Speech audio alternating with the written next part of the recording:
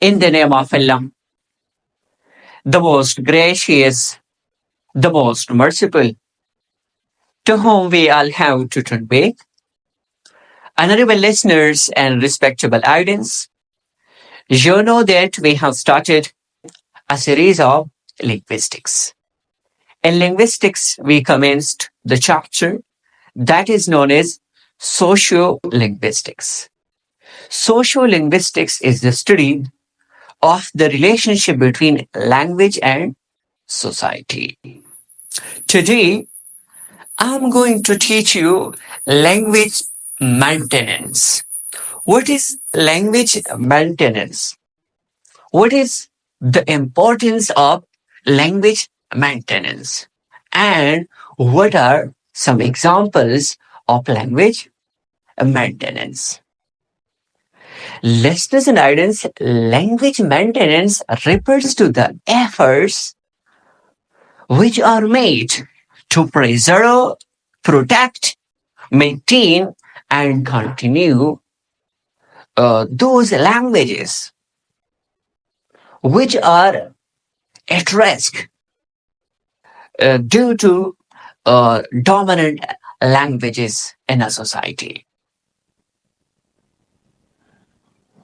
It is referring to the efforts of those people, community, or a group who try and struggle with their efforts to preserve and protect those languages which are at risk. Now the question arises that how they can preserve those languages which are at risk due to dominant languages. Like, for example, take the example of, for example, English language. English language is a dominant language in UK. It is dominant language in United States. Now, those immigrants who are living there definitely publicly English language is speaking there. Officially English language is speaking there. So in order to preserve and protect their language, it is important and essential for those people who are immigrants and who are minority there.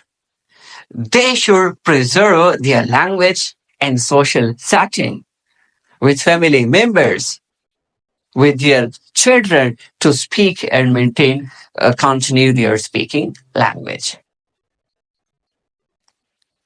This is one way to preserve that language which is at risk. Another important way to save that language or to preserve that language is documentation. That the words, vocabulary should be prepared and arranged in order to protect the words and vocabulary and dictionary. So proper documentation is required. And thirdly, this is also the responsibility of a government to arrange such programs and institutions, colleges and universities to preserve those languages which are at risk. And with the help of those programs, they can teach such languages which are in minorities.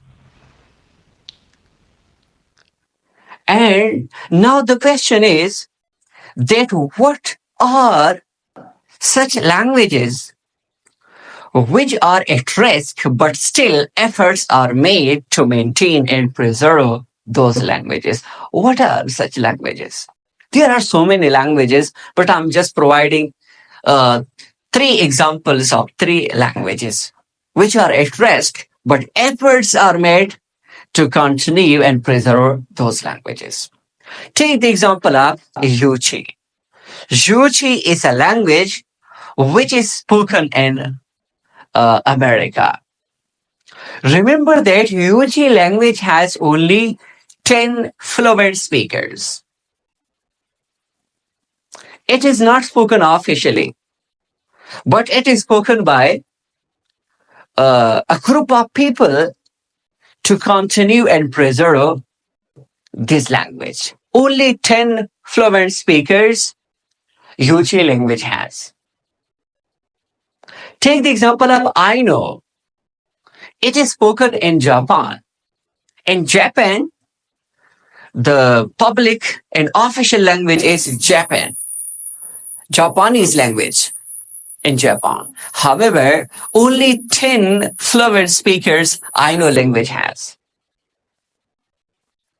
So it is spoken by 10 fluent speakers and social setting to preserve it. Another example of Hawaii, that is in America, United States. Hawaii language has only 8,000 fluent speakers. And it is spoken by a public sitting to preserve it. So listeners and writers, hope that now you know about language maintenance. Thank you.